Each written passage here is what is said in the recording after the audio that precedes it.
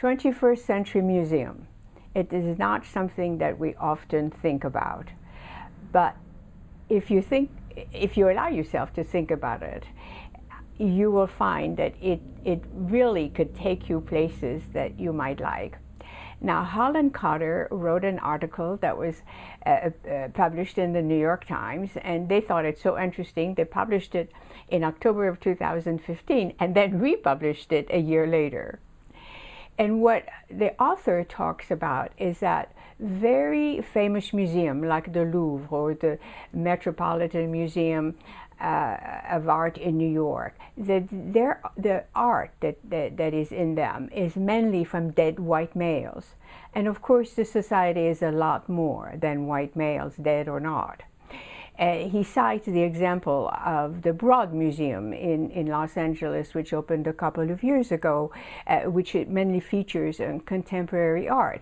But in that instance, he says mostly the art is from white males. And of course, he wants art to be inclusive of women and of people from the LGBT community and of minorities and non-whites and other cultures, so that it is much more representative of our world and how we live.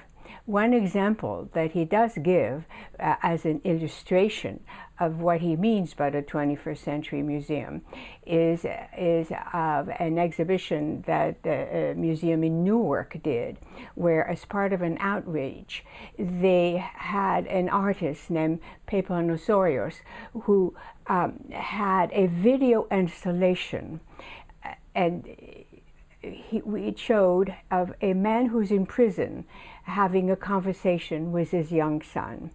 And the exhibit shows this homey, cluttered, rather modest apartment with this huge screen and this man who is in prison talking to a child. And it's very evocative and it's very moving.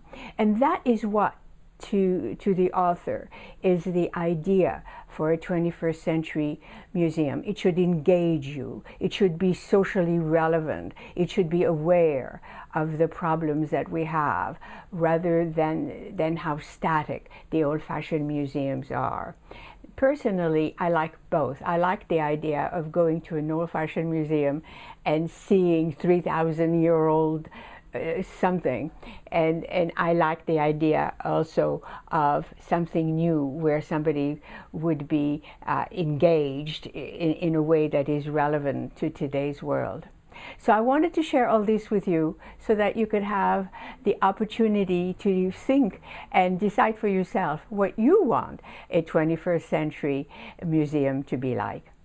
Thank you for listening. I'm Danielle Levy.